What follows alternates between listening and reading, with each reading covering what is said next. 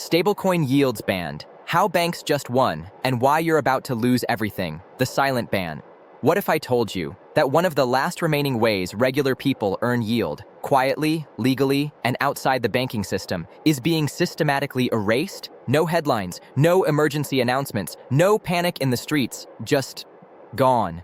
Stablecoin yields, banned, restricted, choked to death, and almost nobody noticed. But the banks did, the regulators did, and the politicians did. And tonight, we're going to expose exactly why this happened, who benefits, and why this is not about protecting you. It's about reclaiming control over your money, because this isn't just about crypto. This is about who is allowed to earn money from money, and the answer is no longer you.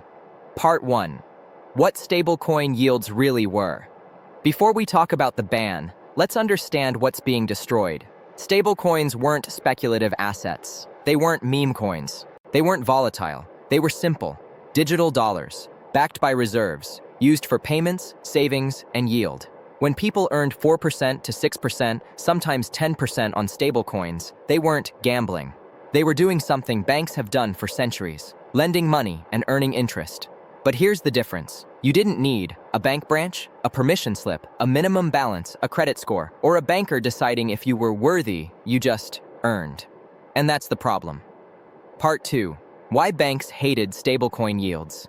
Let me make this brutally clear. Banks do not hate crypto because it's risky. They hate crypto because it works without them. For decades, banks mastered a simple trick. Pay you 0.1% on savings. Lend your money out at 6% to 18%. Pocket the difference. Call it financial stability. Stablecoins broke that model. Suddenly, no branches, no overhead. No executive bonuses funded by your deposits. And worst of all, people realized the truth. Banks don't create value. They extract it. Stablecoin yields exposed the scam, and the response was inevitable. Part 3. The crypto clarity lie. Now let's talk about the legislation. You've heard the phrase crypto clarity, consumer protection, financial stability. These are code words. They don't mean safety. They don't mean fairness. They mean control. Because notice what wasn't banned. Bank dividends, bank interest spreads, bank stock buybacks, executive bonuses. Only your yield was targeted. Only your access was removed. Only your alternatives were shut down. That's not regulation. That's economic warfare. Part 4. The Biden smile. Why politicians are complicit. Look at the thumbnail again. That smile isn't accidental. Politicians don't regulate banks. Banks regulate politicians. Campaign donations, lobbying, revolving doors. Today's regulators are tomorrow's bank executives. And stablecoins terrified them because they represented capital flight, loss of monetary control, reduced demand for government debt, reduced power over interest rates. Stablecoin yields were competition, and competition is illegal when you're competing with the state. Part 5. The real reason, monetary control. Here's the truth nobody wants to say out loud. Stablecoin yields weaken central banks, monetary policy, inflation control mechanisms. When people move money into stablecoins, banks lose deposits, governments lose leverage, central banks lose tools, and that's unacceptable. Because modern governments don't run on taxes. They run on debt, inflation, financial repression, and stablecoins were a crack in the dam. Part 6. Financial repression is back. If this sounds familiar, it should. This has happened before. After World War II, governments capped interest rates. Inflation was allowed to run hot. Savers were punished. Debt was inflated away. That strategy has a name. Financial repression. And it's back. But this time, it's digital. Part 7. Why this is worse than a ban on cash.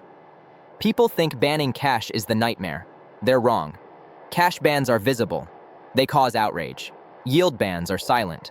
They slowly drain your purchasing power, force you into risk assets, make you dependent on banks again, punish savers without a single law saying so.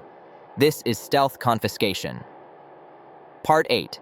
CBDCs. The endgame. Let's talk about the elephant in the room. CBDCs. Central bank digital currencies. Stablecoins were private money. CBDCs are state money, with programmable restrictions, expiry dates, spending controls, real-time surveillance. Stablecoin yields threatened CBDCs because they showed money doesn't need governments. So the sequence is simple. 1.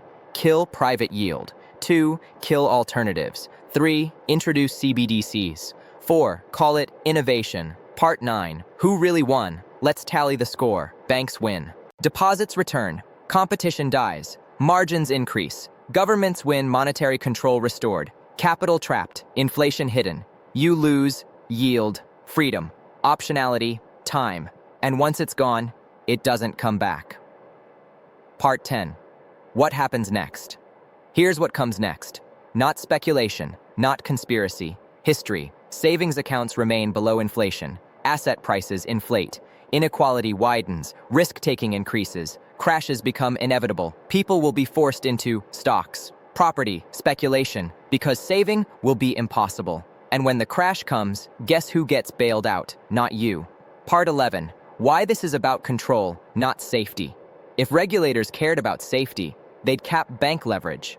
They'd stop derivatives abuse. They'd punish fraud equally. They don't. They care about narrative control, monetary dominance, political survival. Stablecoin yields broke the narrative, and narratives must be destroyed. Part 12. The final warning. This is your warning. Not dramatic, not emotional, historical. Whenever governments suppress yields, ban alternatives, expand control, one thing always follows. Economic instability. You're not being protected, you're being positioned. The question that matters. So the question isn't, are stablecoin yields banned? The real question is, what else will they take once you accept this? Because once freedom is framed as risk, control becomes safety, and safety becomes law. The most dangerous laws are the ones that protect you from yourself. Stay awake, stay aware. This is Felix. See you next time.